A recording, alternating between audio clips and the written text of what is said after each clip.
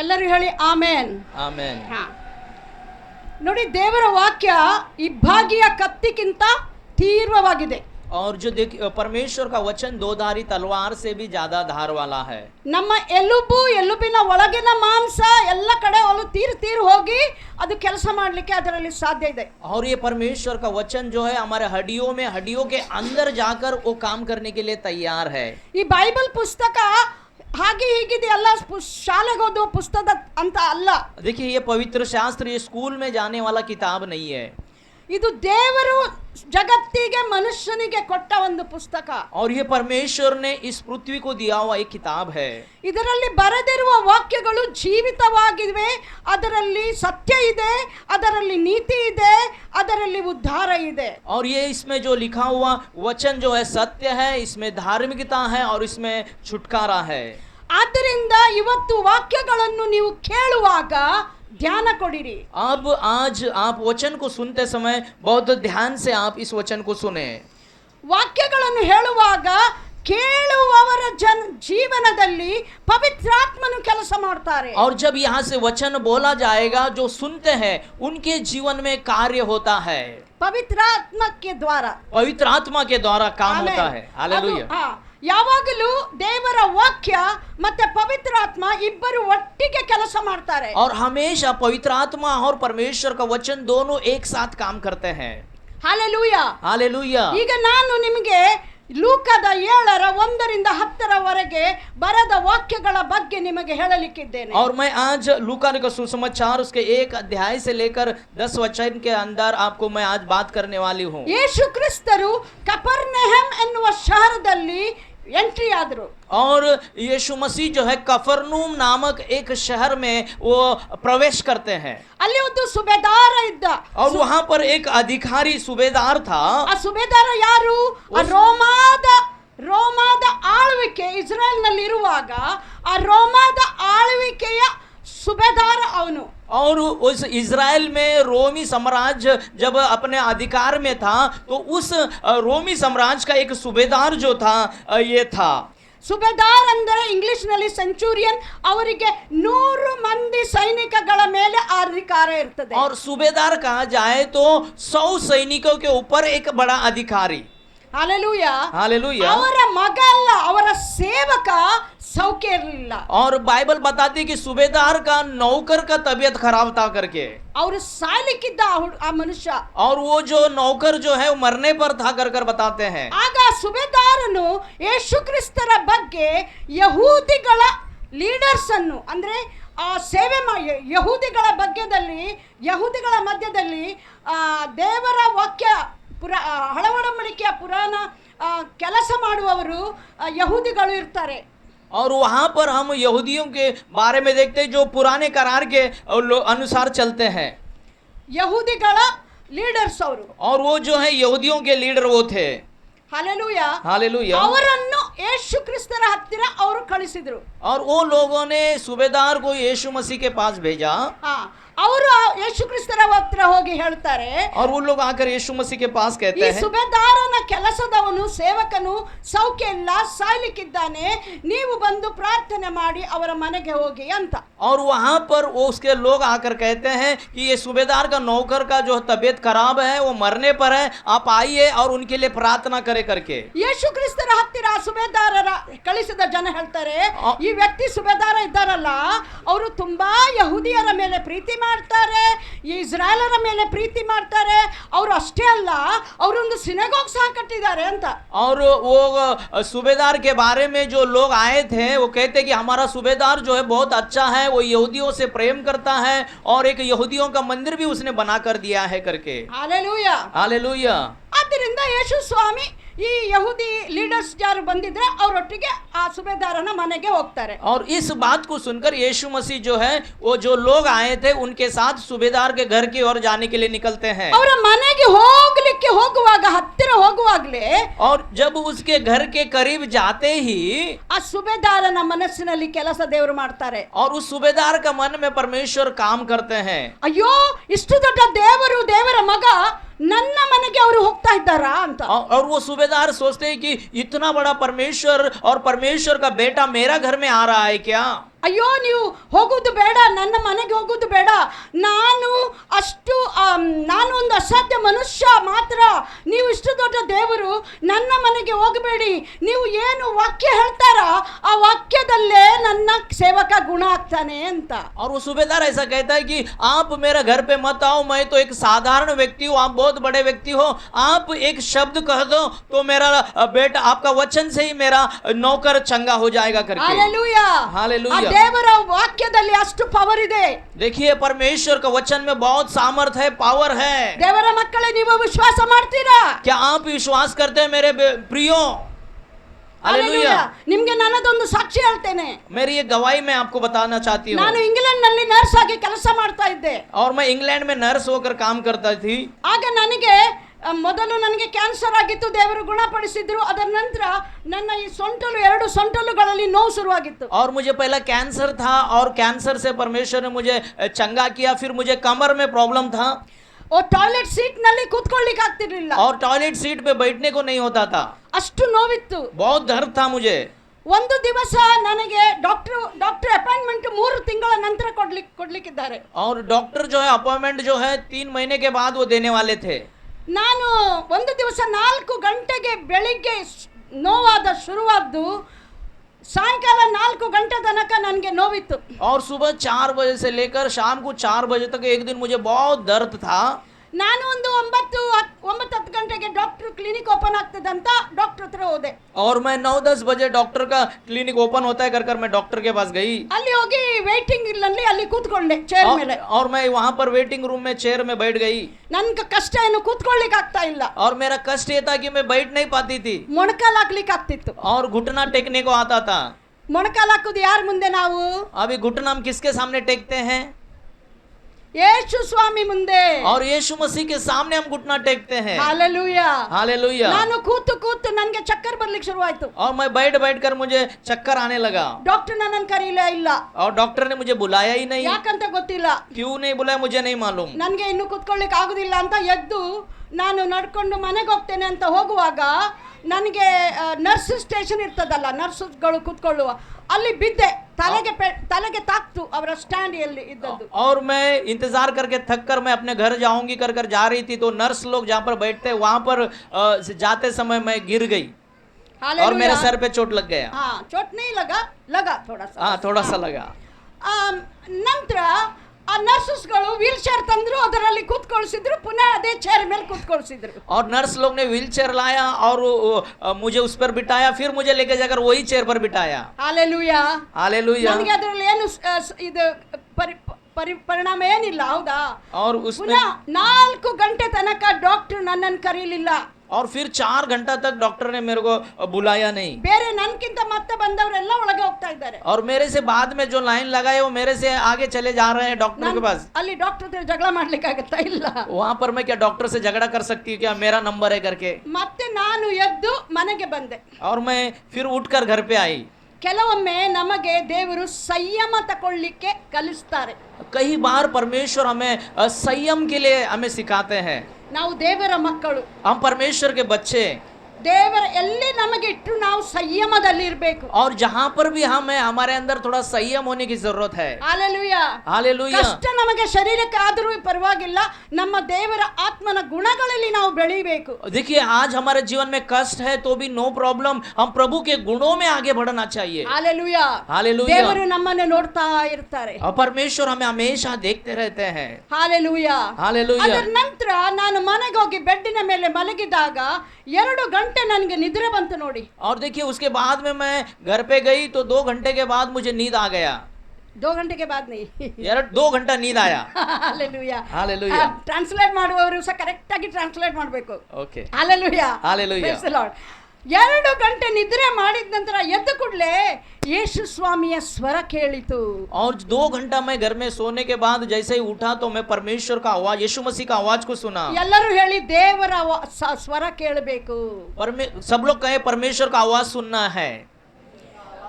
ದೇವರ ವಾಕ್ಯವನ್ನು ಓದಬೇಕು, परमेश्वर का वचन को पढ़ना है ಪವಿತ್ರಾತ್ಮನ ಸ್ವರವನ್ನು ನಾವು ಕೇಳಬೇಕು, और पवित्र आत्मा का आवाज को हमें सुनना है ಕೇಳಿದ ಹಾಗೆ ಮಾಡಬೇಕು. और जैसा सुनते हैं वैसा हमें करना है। ಅದರ ನಂತರ ನನಗೆ ದೇವ್ರು ಹೇಳಿದ್ದೇನೆಂದ್ರೆ, ಹೋಗು ನಿನ್ನ ಹಿಂದಿ ಬೈಬಲ್ ಯಾರಿಗೋ ಕೊಟ್ಟಿದ್ದೆ ನಾನು, ಒಬ್ರು ಅನ್ಯ ಜಾತಿಯವರಿಗೆ, ಆ ಬೈಬಲ್ ಅನ್ನು ಹಿಂದಿ ಬೈಬಲ್ ಅನ್ನು ತೆಗೆದುಕೊಂಡು ಬಾ ಅಂತ. और परमेश्वर ने बात किया, तुमने जिसे हिंदी बाइबल दिया था जाकर उस बाइबल को हिंदी बाइबल को लेकर आओ करके। ನಾನು ಹೋಗಿ ಬೈಬಲ್ ಅನ್ನು ತಕೊಂಡು ಬಂದೆ. और मैं जाकर वहां से बाइबल लेकर आई।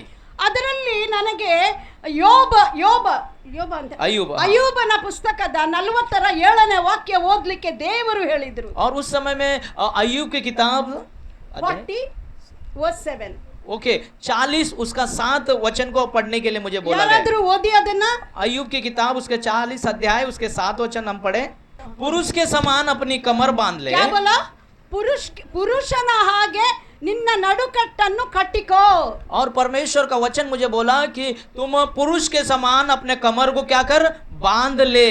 उसके बाद मैं तुझसे प्रश्न करता हूँ और तू मुझे बता। ನಾನು ಹಿಂದಿ ಬೈಬಲ್ ನಲ್ಲಿ ಓದಿದ ವಾಕ್ಯಗಳು ಹೀಗಿತ್ತು. मैंने हिंदी में पढ़ा हुआ बाइबल का वचन ऐसे थे। कमर पेट बांधो, खड़े हो जाओ आदमी जैसा। ओके पुरुष के जैसा। ओके आप कमर बांध कर खड़े हो जाओ करके। Praise the Lord. Praise the Lord. मैं पुरुष हूँ क्या? नहीं, पुरुष का जैसा कमर पेट बांध कर खड़े हो जाओ। हालेलुया। ಕೇಳಿ ವಾಕ್ಯಗಳನ್ನು. देखिए वचन को आप सुने, शब्दों को अच्छे से सुने। ಅದರ ಅರ್ಥ ಏನು? उसका अर्थ क्या है? ನಾನು ದೇವರ ರಾಜ್ಯದಲ್ಲಿ ಒಂದು ಸೈನಿಕಳು. और मैं परमेश्वर के राज्य में एक सैनिक हूँ। ನನಗೆ ಅಯ್ಯೋ ಇಲ್ಲಿ ನೋವಾಗ್ತದೆ ಅಂತ ಕೂತ್ಕೊಳ್ಳಿಕ್ಕೆ ಆಗ್ತದ ಸೈನಿಕರಿಗೆ? कोई सैनिक ऐसा बोलता है कि मेरे को यहाँ पर दर्द हो रहा है, वहाँ पर दर्द हो रहा है करके? ಇಲ್ಲ नहीं। ಸೈನಿಕರು ಎಲ್ಲಿ ನೋವಿದ್ರು ಸಹ ಎದ್ದೇಳಬೇಕು, कमर पेट बांधने का और चले जाने का। और जब भी सैनिक जो है हमेशा तैयार रहना है, वो कमर बांधना है, कुछ भी हो उसको तैयारी में लड़ाई के लिए खड़ा रहना है। ನಡುಕಟ್ಟು ಕಟ್ಟುವುದೆಂದರೆ ಸತ್ಯದಲ್ಲಿ ನಡೆಯುವುದು। और देखिए कमर बांधना मतलब सच्चाई पर चलना कर ಎಂತದ್ದು ಗಂಡಸರಿಗೆ ಎಂತ ಹೇಳ್ತಾರೆ ಹಿಂದಿಯಲ್ಲಿ? पुरुष। ಪುರುಷ್ ಅಲ್ವಾ? ಪುರುಷರ ಹಾಗೆ ಎದ್ದು ನಿಂತುಕೊಳ್ಳು ಅಂತ ದೇವರು ಹೇಳಿದ್ದು ನನಗೆ. और परमेश्वर ने मुझे कहा कि पुरुष के समान खड़ा हो जा कमर बांधकर। ಅಂದ್ರೆ ನನಗೆ ಆಲಸ್ಯ ಪಡಲಿಕ್ಕೆ ಜಾಗ ಇಲ್ಲ, ಆಲಸ್ಯ ಮಾಡಲಿಕ್ಕೆ ಜಾಗ ಇಲ್ಲ. ದೇವರ ಆತ್ಮನಿಂದ ತುಂಬಿಕೋ, ನಿನಗೆ ತುಂಬಾ ಕೆಲಸ ಮಾಡ್ಲಿಕ್ಕಿದೆ, ಆದ್ರಿಂದ ನೀನು ಮುಂದೆ ಹೋಗು ಅಂತ ದೇವರು ಮಾತಾಡಿದ್ದು. और परमेश्वर ने मुझसे कहा कि तू आलसीपना मत कर, पुरुष के समान तेरे लिए तुझे बहुत काम करना है, कमर बांध और आगे बढ़ करके। ಡಾಕ್ಟರ್ ಹಿಂದೆ ಹೋಗ್ತಾ ಕೂತ್ಕೊಳ್ಬೇಡ, ನನ್ನ ಹಿಂದೆ ಹೋಗ್ತಾ ಇರು ಅಂತ. और डॉक्टर के पीछे मत जाते रहे, मेरे पीछे आ कर कहा गया। ಡಾಕ್ಟರ್ ಕೆಟ್ಟವರಲ್ಲ, डॉक्टर बुरे नहीं है। ಅವರ ಜಾಗ ಅವರಿಗಿದೆ, ದೇವರ ಜಾಗ ದೇವರಿಗಿದೆ. और उनका जगह उनको है, परमेश्वर का जगह परमेश्वर को है। हालेलुया। हालेलुया। ನಾನು ಎದ್ದ ದಿವಸದ ನಿಂತ ನಂತರ ಇವತ್ತಿನವರೆಗೆ ಆ ನೋವು ನನಗೆ ಹಿಂದೆ ಬರಲಿಲ್ಲ. और जिस दिन से मैं खड़ा हो गई उस दिन से अब तक वो दर्द मेरे पास नहीं आया। हालेलुया। हालेलुया। ಆದ್ದರಿಂದ ನಾನು ಎಲ್ಲಿ ನಿಂತರೂ ಸಹ ದೇವರಿಗೆ ಹಾಡು ಹಾಡಿ ದೇವರಿಗೆ ಕುಣಿದಾಡು ನಾನು ಸ್ತುತಿ ಹೇಳ್ತೇನೆ. और इसीलिए मैं जहां पर भी हूँ वहां पर मैं नाच गाकर प्रभु की स्तुति करती हूँ। ಯಾಕಂದ್ರೆ ಅದೇ ಅಯ್ಯೋ ನನಗೆ ನೋವು ಅಂತ ಹೇಳ್ಕೊಂಡು ಕೂತ್ಕೊಂಡಿದ್ದಿದ್ರೆ ಇವತ್ತಿನವರೆಗೆ ಎಲ್ಲೆಲ್ಲ ಹೋಗಿ ನಾನು ಸೇವೆ ಮಾಡ್ತಾ ಇದ್ದೇನೆ, ಅದೆಲ್ಲ ಆಗ್ತಿರ್ಲಿಲ್ಲ. और देखिए मैं उस दिन ऐसे ही दर्द हो रहा है कर मैं वहीं पर बैठी रहती तो आज मैं कहाँ जाकर सेवा करती, वो सेवा नहीं होता था। ಇಲ್ಲಿ ಸುಬೇದಾರನಿಗೆ ದೇವರು ಕೊಟ್ಟ ವಿಶ್ವಾಸ ನೋಡಿ. देखिए यहाँ पर बाइबल में लूका में एक वचन बताता है कि सूबेदार का विश्वास को आप देखिए। ಸುಬೇದಾರ ಯಾರು ಅಂತ ಅವನಿಗೆ ತಿಳಿಯಿತು. और सूबेदार वो कौन है कर उसको पता चला। ಯೇಸು ಸ್ವಾಮಿ ಯಾರು ಅಂತ ಅವನಿಗೆ ತಿಳಿಯಿತು. उसको पता चला यीशु मसीह कौन है करके। ನಾವು ನಮ್ಮ ಸ್ಥಾನವನ್ನು ಅರಿತು ನಾವು ಏನೂ ಅಲ್ಲ, ನಾವು ಕೆಳಗೆ ಇರುವವರು, ದೇವರು ಎಲ್ಲ ದೊಡ್ಡ ದೇವರು ಅಂತ ನಾವು ನಮ್ಮ ವಿಚಾರವನ್ನು ಬದಲಾಯಿಸಿದಾಗ ನಮ್ಮದೇ ಮುಖಾಂತರವಾಗಿ ದೇವರು ದೊಡ್ಡ ದೊಡ್ಡ ಮಹತ್ ಕಾರ್ಯಗಳನ್ನು ಮಾಡಲಿಕ್ಕಿದ್ದಾರೆ. और हम कुछ नहीं, हम छोटे हैं और परमेश्वर बड़ा है कर हम ये मानते हैं तो हमारे जीवन में परमेश्वर बड़ा काम करेंगे। ಹಾಲೆಲೂಯಾ. हालेलुया। ಅವ್ರು ಇನ್ನೂ ಹೇಳ್ತಾರೆ, ನಾನು ಒಂದು ಸುಬೇದಾರ, ನಾನು ಇಷ್ಟು ಜನ ಸೈನಿಕರಿಗೆ ನೀನು ಹೋಗು ಅಂದ್ರೆ ಹೋಗ್ತಾರೆ, ಬಾ ಅಂದ್ರೆ ಬರ್ತಾರೆ. और वो कहते हैं कि सूबेदार कहता है कि मैं किसी सैनिक को बोलता हूं तो जा तो वो जाता है, आ तो वो आता है। ಆದ್ದರಿಂದ ದೇವರ ಆತ್ಮನು ನಿಮ್ಮ ಹತ್ರ ಮಾತನಾಡಿದಾಗ ಹೇಳು, ಅಲ್ಲಿ ಹೋಗು, ಹೀಗೆ ಹೇಳು ಅಂತ ಹೇಳಿದಾಗ ನೀವು ಮಾಡಬೇಕು. और इसीलिए जब आप परमेश्वर का वचन को सुनते हैं और परमेश्वर की आत्मा तुम्हें कुछ कहता है तो आपको तुरंत करना है। जा कहता है तो जाना है, बैठ कहता है तो बैठना है। ಹಾಲೆಲೂಯಾ. हालेलुया। ದೇವರ ಸ್ವರವನ್ನು ಕೇಳಿ ಮಾಡಿದವರಿಗೆ ಅಭಿಷೇಕ ಇನ್ನೂ ಹೆಚ್ಚಾಗ್ತದೆ. देखिए, परमेश्वर का वचन को सुनकर जो करता है उसके जीवन में अभिषेक और बढ़ता है। ಹಾಲೆಲೂಯಾ. हालेलुया। ಅಲ್ಲಿ ನೋಡಿ, ಆ ವಿಶ್ವಾಸವನ್ನು ನೋಡಿ ಯೇಸು ಸ್ವಾಮಿಗೆ ತುಂಬಾ ಇಷ್ಟ ಆಯ್ತು. देखिए, वो विश्वास को देखकर यीशु को बहुत अच्छा लगा। ಈ ವಿಶ್ವಾಸ ಎಲ್ಲಿಂದ ಬರ್ತದೆ? ये विश्वास कहाँ से आता है? ರೋಮದ 10:17 ಓದಿ. और रोमियो की पत्री उसके 10 अध्याय के 17 वचन को हम पढ़े। रोमियो की पत्री 10 अध्याय 17 वचन। ಆದ ಕಾರಣ ಸಾರಿದ ವಾರ್ತೆಯು ನಂಬಿಕೆ ಆಧಾರ, ಆ ವಾರ್ತೆಗೆ ಕ್ರಿಸ್ತನ ವಾಕ್ಯವೇ ಆಧಾರ. ಸಾರಿದ ವಾಕ್ಯಗೆ ಏನು? ಸಾರಿದ ವಾರ್ತೆಯು ನಂಬಿಕೆಗೆ ಆಧಾರ, ನಂಬಿಕೆಗೆ ಆಧಾರ. ನಾನು ಈಗ ನಿಮಗೆ ಸಾರುತ್ತಾ ಇದ್ದೇನೆ ವಾಕ್ಯ ಅಲ್ವಾ? ಆ ದೇವರ ವಾಕ್ಯ, ಸುಬೇದಾರನ ಬಗ್ಗೆ, ಯೇಸು ಕ್ರಿಸ್ತರ ಬಗ್ಗೆ ಬರದ ವಾಕ್ಯ, ಅದು ನೀವು ಕೇಳಿದ್ದೀರಿ. ಆ ಕೇಳಿದ ನಂತರ ನಿಮ್ಮ ವಿಶ್ವಾಸವು ಮೇಲಾಗ್ತದೆ, ವಿಶ್ವಾಸವು ಬೆಳೆಯುತ್ತದೆ. देखिए, आप अभी विश्वास के बारे में आपने सुना कि सूबेदार ने विश्वास रखा।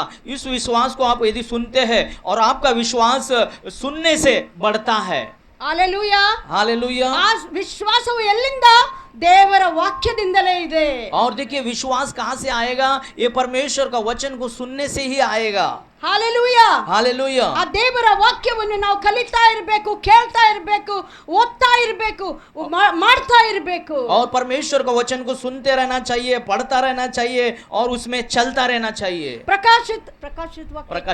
ಪ್ರಕಾಶನೆ ಪುಸ್ತಕದ 1ನೇ ಅಧ್ಯಾಯದ 3ನೇ ವಾಕ್ಯ ಓದಿ. और प्रकाशित उसके पहला अध्याय का 3 वचन को हम लोग पढ़ेंगे। धन्य वे जो इस भविष्यवाणी के वचन को पढ़ता और वे जो सुनते हैं। धन्य है वो ये भविष्यवाणी के वचन को पढ़ता है।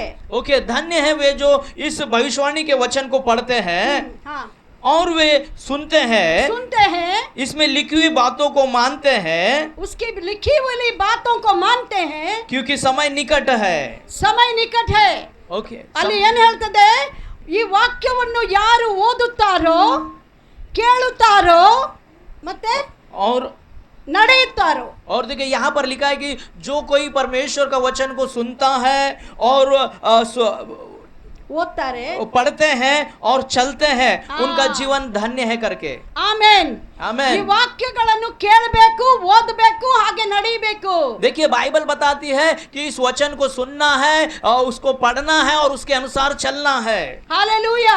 हालेलुया। ಆ ಸುಬೇದಾರನಿಗೆ ಗೊತ್ತಿತ್ತು ಯೇಸು ಕ್ರಿಸ್ತರೇ ವಾಕ್ಯವಿದ್ದಾರೆ ಎಂದು. और सूबेदार को मालूम था कि यीशु मसीह ही वचन है करके। ಆದಿಯಲ್ಲಿ ವಾಕ್ಯವಿತ್ತು, ವಾಕ್ಯವು ದೇವರ ಬಳಿಯಲ್ಲಿತ್ತು, ವಾಕ್ಯವೇ ದೇವರಾಗಿತ್ತು. आदि में वचन था, वचन परमेश्वर के साथ था, वचन ही परमेश्वर था। ಆ ವಾಕ್ಯವು ಬೆಳಕಾಗಿತ್ತು, ಆ ವಾಕ್ಯವು ಜೀವವಾಗಿತ್ತು. और वो वचन ही उजियाला था और वही जीवन था। ಆ ವಾಕ್ಯವು ಮನುಷ್ಯರಾಗಿ ನಮ್ಮ ಮಧ್ಯದಲ್ಲಿ ವಾಸ ಮಾಡ್ತಾ ಇದ್ದಾರೆ. और वो वचन ही आज देहधारी होकर हमारे बीच में वास करता है। ಹಾಲೆಲೂಯಾ. हालेलुया। ಅದೇ ಯೇಸು ಸ್ವಾಮಿ ನನ್ನ ಮನೆಯಲ್ಲಿ ನನ್ನ ಜೊತೆ ಸಹ ಇದ್ದಾರೆ. और आज यीशु मसीह हमारे घर में हमारे साथ में है। ಯಾರ್ಯಾರು ಯೇಸು ಕ್ರಿಸ್ತನಲ್ಲಿ ವಿಶ್ವಾಸ ಮಾಡ್ತಾರೋ ಅವರು ನೀವು ಹೇಳಬೇಕು, ಯೇಸು ಸ್ವಾಮಿ ನಮ್ಮ ಮನೆಗೆ ಸಹ ನೀವು ಬನ್ನಿ. और जो कोई विश्वास करते हैं उन्हें आप कहना है कि यीशु मसीह आप मेरे घर में आइए। ಹಾಲೆಲೂಯಾ. हालेलुया।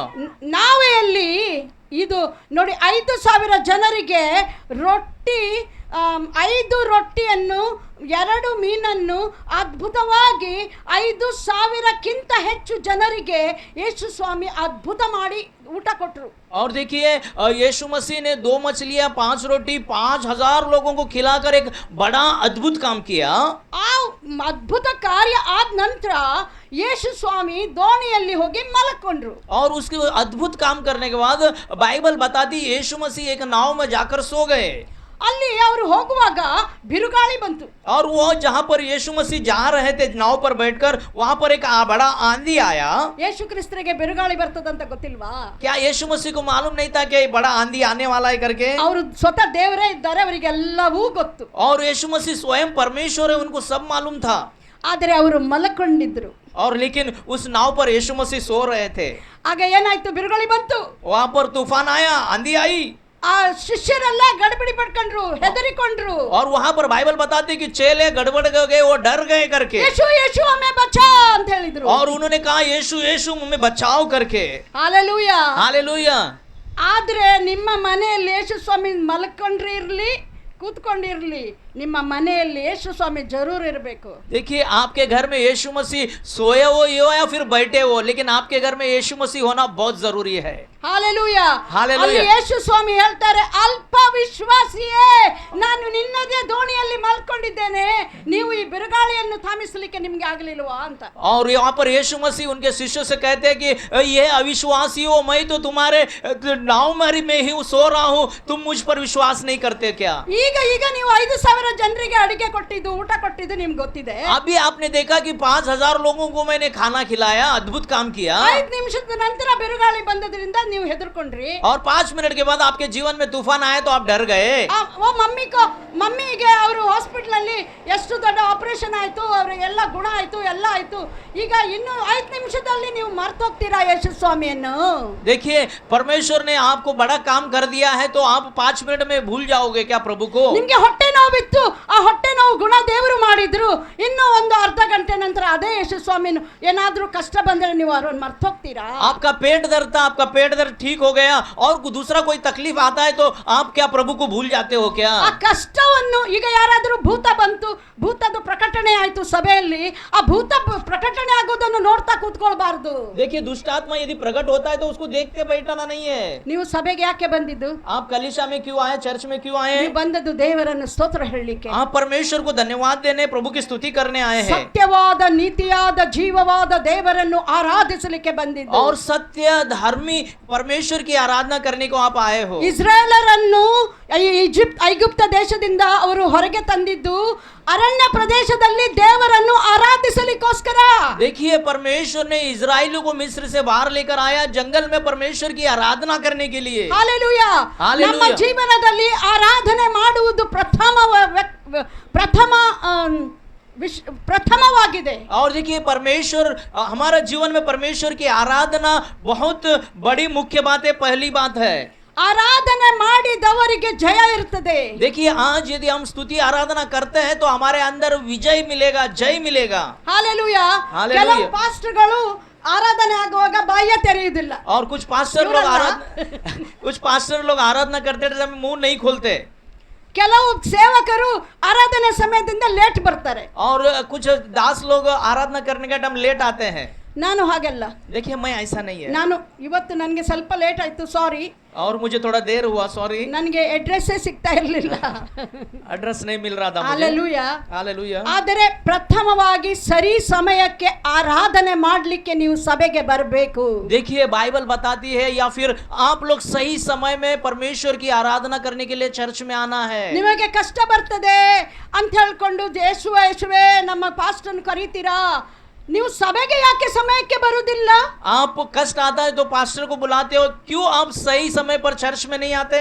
ನೀವು ಸಭೆ ಸಮಯಕ್ಕೆ ಪ್ರಥಮ ಸ್ಥಾನ ದೇವರಿಗೆ ಕೊಟ್ರೆ ದೇವರು ನಿಮಗೆ ಪ್ರಥಮ ಸ್ಥಾನ ಕೊಡ್ತಾರೆ. और पहला स्थान यदि आप परमेश्वर को देते हो तो परमेश्वर आपको पहला स्थान देगा. ಬೆಳಿಗ್ಗೆ ಎದ್ದುಕೊಂಡು ನೀವು ಮೊದಲಾಗಿ ಬೈಬಲ್ ಅನ್ನು ಓದಿ ಯೇಸುವಿನ ಹೆಸರು ಹೇಳಿ ಅವರಿಗೆ ಸ್ತುತಿ ಹೇಳಿದ್ರೆ ದೇವರು ನಿಮಗೆ ಪ್ರಥಮ ಸ್ಥಾನ ಕೊಡ್ತಾರೆ. देखिए सुबह उठकर आप प्रार्थना करेंगे और बाइबल पढ़ेंगे तो आप पहला स्थान प्रभु को देंगे तो प्रभु आपका पहला स्थान करेगा. ನನ್ನ ಕೈಯಲ್ಲಿ ಹಣ ಇರುವುದಿಲ್ಲ, ನಾನು ಅಮೆರಿಕಕ್ಕೆ ಹೋಗಿ ಎಲ್ಲ ತಿರುಗಾಡಿ ಬರ್ತೇನೆ. और मेरे हाथ में कुछ पैसा नहीं रहता लेकिन मैं अमेरिका या फिर अनेक जगह पर घूम कर आती हूँ. ಹಾಲೆಲೂಯಾ. हालेलुया. ಇನ್ನೊಂದು ಟೈಮ್ ಉಂಟಲ್ಲ, ಇನ್ನೊಂದು ಸಾಕ್ಷಿ ಹೇಳ್ತೇನೆ. मैं और एक गवाही मैं ನಂದು बताती हूँ. 10 ವರ್ಷದ ವೀಸಾ ಅಮೆರಿಕದ್ದು ಖತಮ್ ಆಯ್ತು. और 10 साल का वीजा जो है मेरा खत्म हो गया.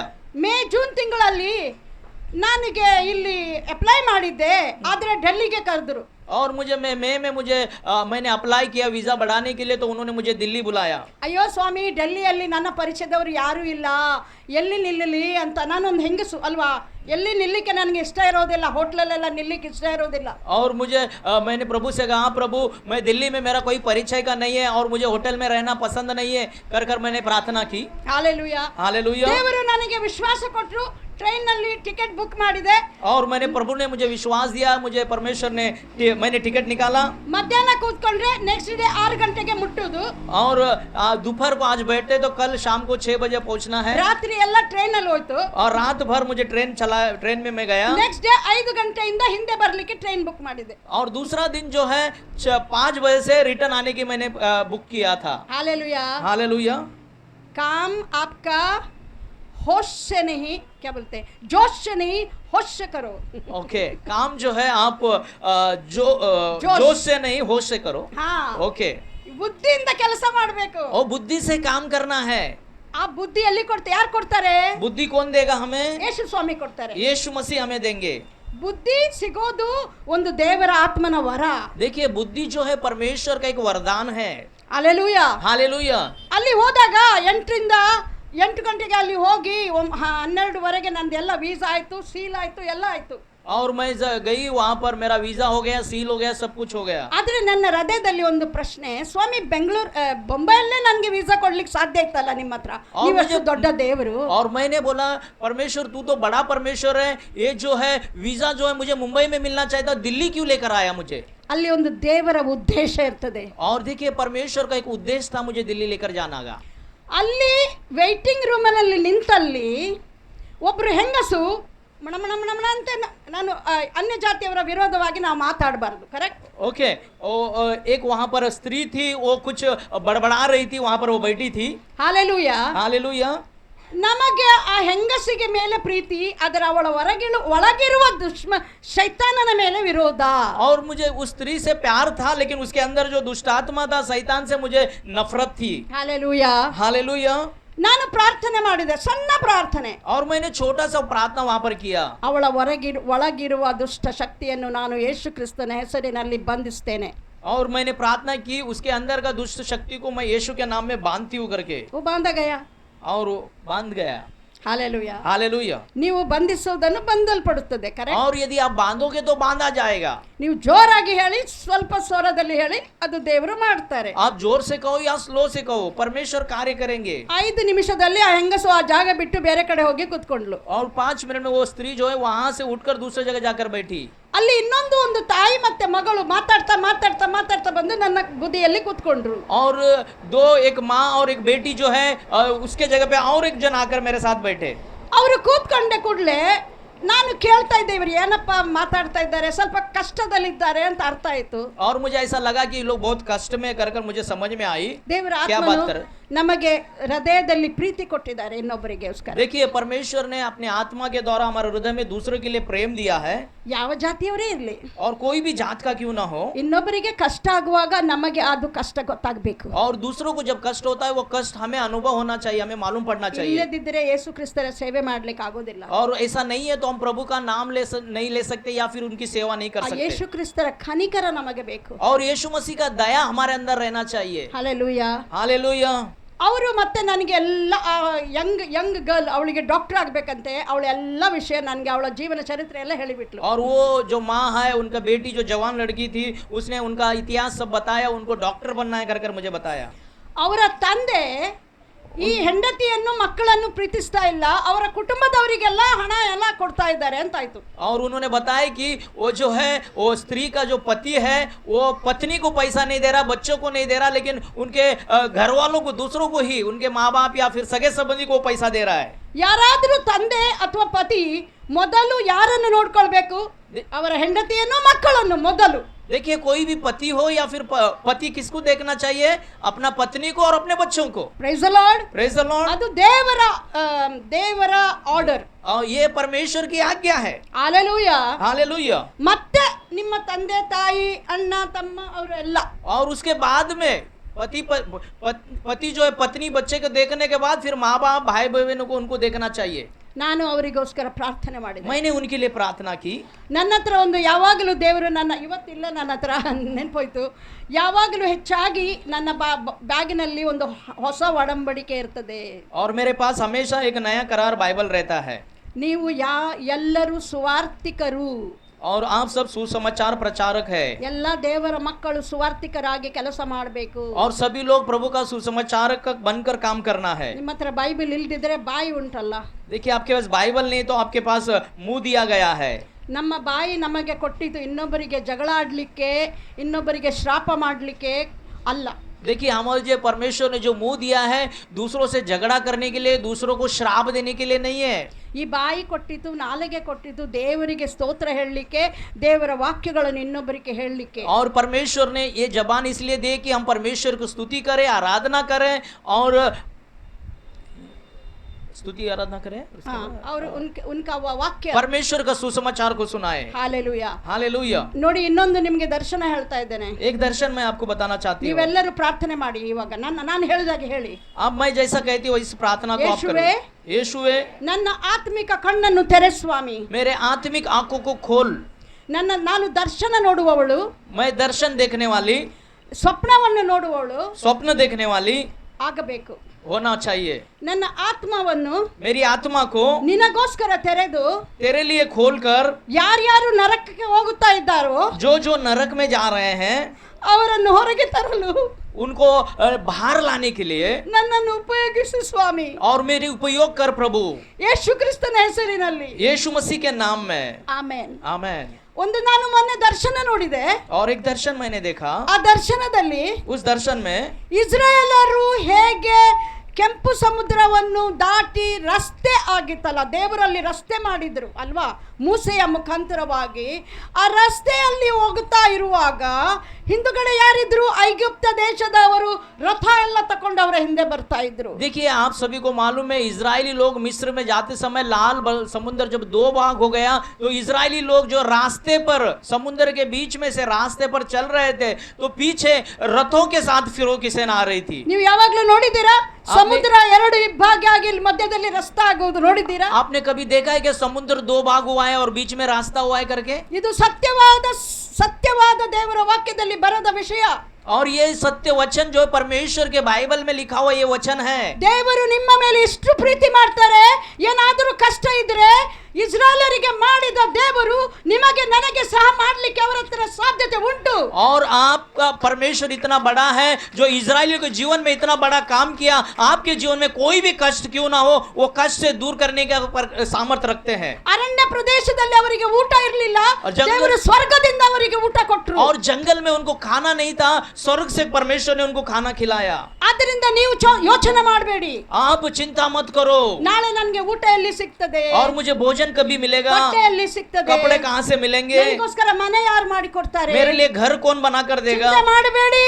देखिए आज चिंता करने का जरूरत नहीं है. ಜೀವಿತವಾಗಿರುವ ದೇವರು, और जीवित परमेश्वर ಅವರು ಶಿಲುಬೆಯಲ್ಲಿ ಸತ್ತಿದ್ದು, और यीशु मसीह क्रूस के ऊपर मरा ಮೂರನೇ ದಿವಸ ಎದ್ದಿದ್ದು, और तीसरा दिन जी उठा ನಿಮ್ಮ ಮತ್ತೆ ನನ್ನ ಪಾಪ ಕ್ಷಮೆ और ಮಾಡ್ಲಿಕ್ಕೋಸ್ಕರ, आपका और मेरा पाप की क्षमा के लिए ನನ್ನ ಶಾಪವನ್ನು ತುಂಡು ಮಾಡ್ಲಿಕ್ಕೋಸ್ಕರ, और मेरे श्राप को तोड़ने के लिए वो ನನ್ನ मरा. ಬಡತನವನ್ನು ತೆಗೆಲಿಕ್ಕೋಸ್ಕರ, मेरा गरीबी को दूर करने के लिए, ನನ್ನ ನಾಚಿಕೆಯನ್ನು ತೆಗೆದುಕೊಂಡು मेरा ಹೋಗಲಿಕ್ಕೋಸ್ಕರ, शर्म को दूर करने के लिए ನನ್ನ ಹಿಂದಿನ ಜೀವನವನ್ನು ತೆಗೆದು ಹೊಸ ಜೀವನ और ಕೊಡ್ಲಿಕ್ಕೋಸ್ಕರ, पुराना जीवन को दूर करके नया जीवन देने के लिए. ಯೇಸು ಸ್ವಾಮಿ ನಾನು ಜನರು ಯಹೂದಿಗಳು ಇಸ್ರಾಯೇಲರು ಅಲ್ಲಿ ಕೆಂಪು ಸಮುದ್ರ ದಾಟಿ ಹೋಗ್ತಾ ಇರುವಾಗ ಹಿಂದೆ ಎರಡು ದೊಡ್ಡ ಶೈತಾನನ ಜಾಯಂಟ್ಸ್ಗೇನು ಹೇಳ್ತಾರೆ, जायंट्स दानव दानव मानो दानव, हाँ दानव लोग जैसा बड़ा व्यक्ति एक यहाँ से वहां तक रस्सी पकड़ के खड़ा था, एक इधर और एक उधर. ओके समझ आया? हाँ. और उसके ಅದರ ನಂತರ ಹಿಂದ್ಗಡೆ, ಕನ್ನಡ ಹಿಂದಿ ಮಾತಾಡ್ತೀನಿ ಸಾರಿ, ಅದರ ಹಿಂದ್ಗಡೆ ಶರಾಯಿ ಕುಡುವವರು, ಡ್ರಗ್ಸ್ ತಿನ್ನುವವರು, ಪಾಪದಲ್ಲಿರುವವರು, ವ್ಯಭಿಚಾರ ಮಾಡುವವರು, ಸುಳ್ಳು ಹೇಳುವವರು, ಕೊಲೆಗಾರಕರು, ಇಂಥ ಎಲ್ಲ ವಿಷಯದ ಜನರು ಅದರ ಹಿಂದಗಡೆ ನಿಂತಿದ್ದರು. देखिए वहां पर एक वहां से यहाँ पर रस्ती बना गया था, वहां पर व्यभिचार करने वाले, झूठ बोलने वाले, ड्रग्स लेने वाले, नशा करने वाले, दारू पीने वाले वहां पर थे। ಅವರು ಮುಂದೆ ಅದರ ಹಗ್ಗ ತೆರೆದು ಮುಂದೆ ಬರಲಿಕ್ಕೆ ಆ ದೇವರು ಮಾಡಿದ ರಸ್ತೆಯಲ್ಲಿ ಹೋಗಲಿಕ್ಕೆ ಟ್ರೈ ಮಾಡ್ತಾ ಇದ್ರು. तो देखिए उस समुद्र में परमेश्वर ने जो रास्ता बनाया था, समुद्र को दो बार उस रास्ते में जाने का प्रयास कर रहे थे, ಅವರಿಗೆ ಆಗ್ತಾ ಇರಲಿಲ್ಲ. उन्हें नहीं हो रहा था। ಎಷ್ಟು ಟೈಮ್, ಯಾಕೆಂದ್ರೆ ಪಾಪ ಇದ್ದಲ್ಲಿ ದೇವರು ಕೆಲಸ ಮಾಡುವುದಿಲ್ಲ. देखिए मैं आज बताना चाहती हूँ कि जहाँ पर पाप है वहां पर परमेश्वर काम नहीं करेगा। ಹಾಲೆಲೂಯಾ. हालेलुया। ಅದಕ್ಕೆ ನಿಮಗೆ ಯೇಸು ಕ್ರಿಸ್ತರ ಹತ್ತಿರ ಬಂದು, ಸ್ವಾಮಿ ನಾನು ಪಾಪಿ, ನನ್ನನ್ನು ಕ್ಷಮಿಸು, ನಿನ್ನ ರಕ್ತದಿಂದ ತೊಳೆ, ನನ್ನನ್ನು ಶುದ್ಧೀಕರಿಸು ಎಂದು ಹೇಳಲಿಕ್ಕೆ ನಿಮ್ಮ ಬಾಯಿ ತೆರೀಬೇಕು, ಹೃದಯದಲ್ಲಿ ವಿಶ್ವಾಸ ಮಾಡಬೇಕು. देखिए आप जब भी आते हैं, परमेश्वर मैं पापी हूँ, मुझे मेरे पाप से धोकर शुद्ध कर कर कर हमें बोलना है और पश्चाताप प्रभु के सामने करना है। ಹಾಲೆಲೂಯಾ.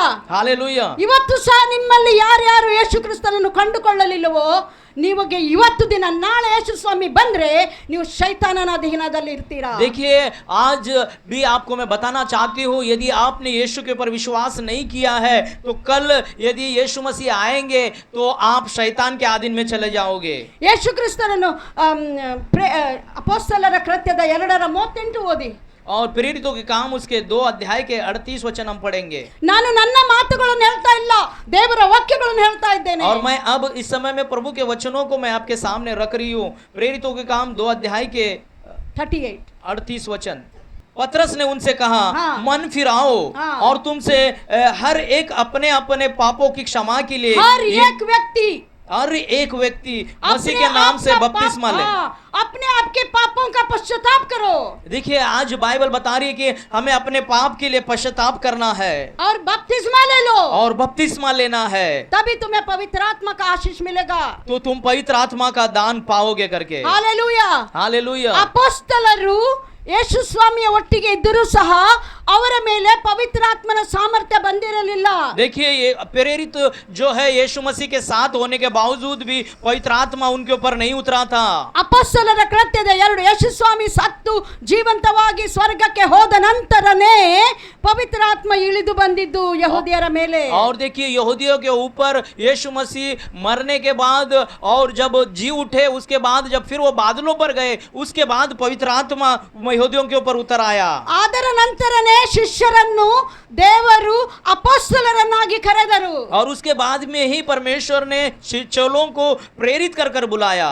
ಹಾಲೆಲೂಯಾ. हालेलुया। ಆದ್ದರಿಂದ ದೇವರ ಮಕ್ಕಳೇ, इसीलिए मेरे परमेश्वर के बच्चों, ಇವತ್ತು ನಾನು ನಿಮಗೆ ಕರೆ ಕೊಡ್ತಾ ಇದ್ದೇನೆ. और मैं आज तुम्हें बुला रही हूँ। ಇವತ್ತಿನವರೆಗೆ ನೀವು ಯೇಸು ಕ್ರಿಸ್ತರನ್ನು ತನ್ನ ಗುರಾಣಿ ನನ್ನ ಒಡೆ ಎಂದು ವಿಶ್ವಾಸ ಮಾಡಲಿಲ್ವೋ, ಮುಂದೆ ಬನ್ನಿ, ನಾನು ನಿಮಗೋಸ್ಕರ ಪ್ರಾರ್ಥನೆ ಮಾಡಲಿಕ್ಕಿದ್ದೇನೆ. और आपने यदि नहीं, मैं प्रभु तू मेरा गुरु है या फिर मेरा रक्षक कर यदि आपने स्वीकार नहीं किया है तो आप आगे आइए, आपके लिए मैं प्रार्थना करूंगी। ಇಲ್ಲದಿದ್ದರೆ ನಿಮ್ಮ ಜಾಗದಲ್ಲಿ ನಿಂತುಕೊಳ್ಳಿ. और नहीं तो आप अपने जगह में खड़े हो जाएं।